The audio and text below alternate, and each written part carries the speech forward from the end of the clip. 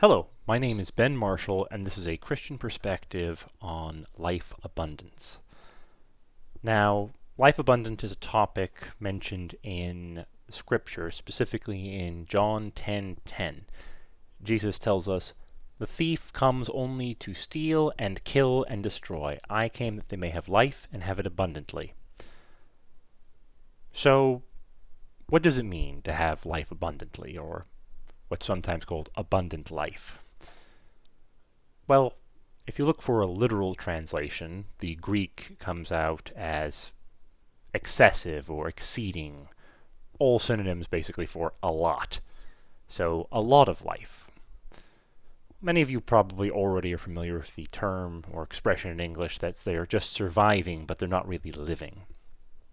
The idea that we can do things to keep ourselves alive, but our lives are hollow, or empty, or meaningless. Well, obviously we want more than that, and what Jesus tells us here is he wants more than that for us as well. So big question is, what does life abundant look like? It's hard to even know what we're pursuing or wanting if we don't know what it is. So, Scripture gives us a lot of insight into this.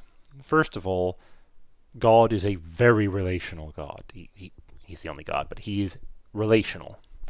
And he made us to be relational. So the most important thing, first of all, is relationship with God. Then after that, relationship with each other, which, as Jesus said, if you do not love your fellow man who is visible, how can you love God who is invisible? Maybe it was in the New Testament. I can't remember if Jesus directly said it.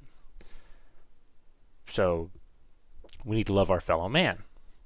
God also wants us to pursue righteousness. It's not enough to just have relationship. He wants us to have goodness in our life. He wants us to be righteous, to live life well.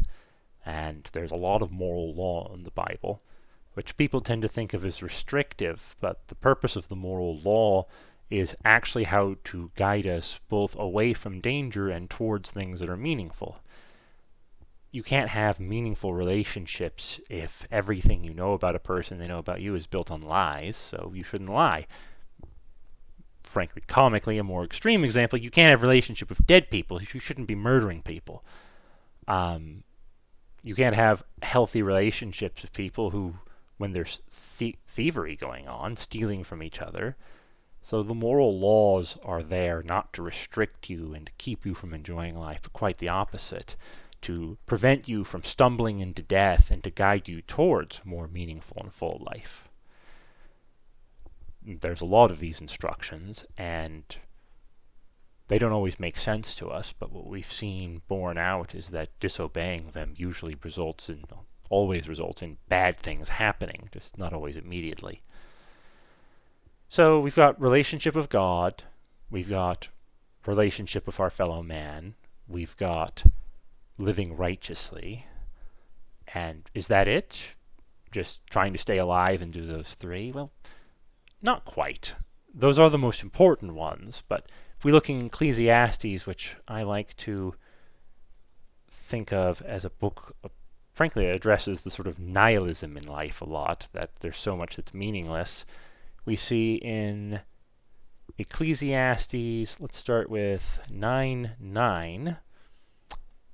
Enjoy your wife whom you love all the days of this meaningless life that God has given you under the sun. All your meaningless days, for this is your lot in life and in your toilsome labor under the sun. So, a spouse is good.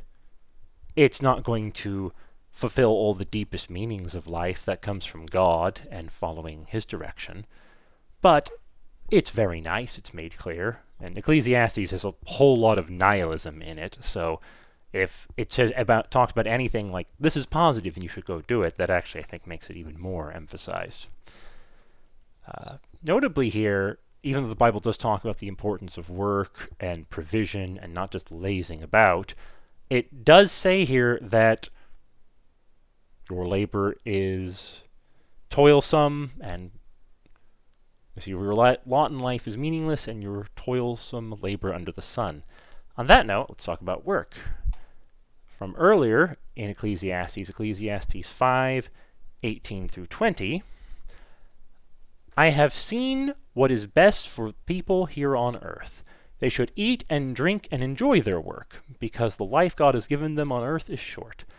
God gives some people the ability to enjoy the wealth and property he gives them, as well as the ability to accept their state in life and enjoy their work.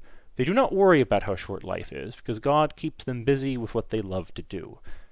So there might be a lot of meaninglessness in life. I mean, anything we build will eventually turn to dust, and in terms of earthly records, pretty much everyone's eventually forgotten. But that's not what matters. What it's saying here is, get a job you enjoy. Do something you like. So, what do we have? We have relationships with God, relationships with our fellow human beings, being righteous, which incidentally, we'll get that in a second. No, we'll do it now. Which brings us to another concept is, what's going to last?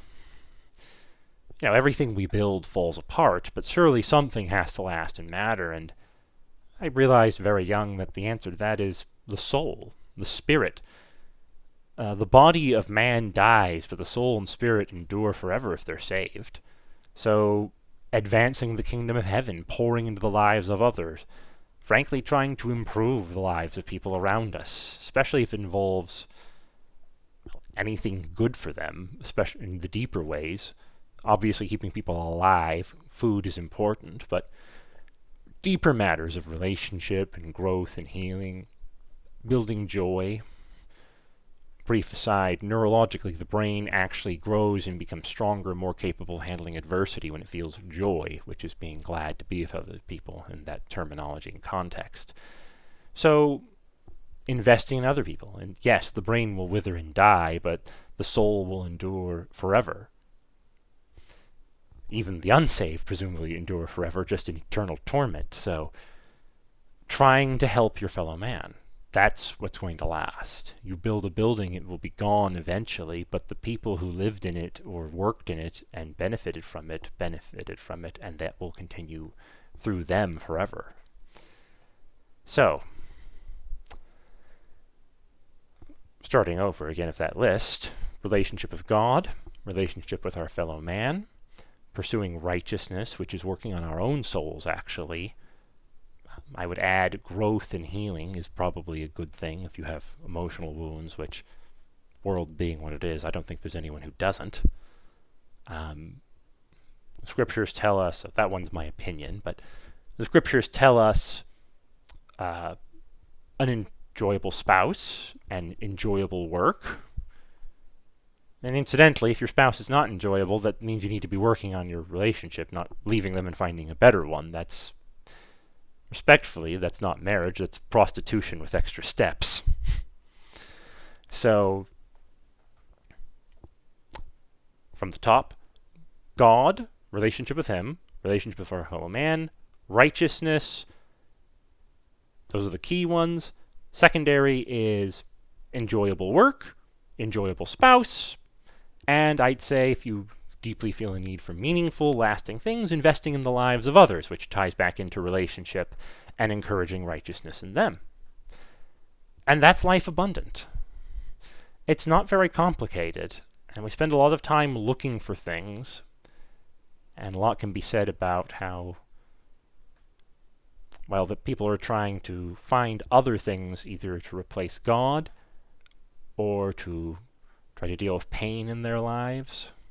But if you're actually looking for the good life, that's what it is. This one's a lot shorter than normal, but I think I've said everything on the topic that should be said. This is Ben Marshall with A Christian Perspective, signing off.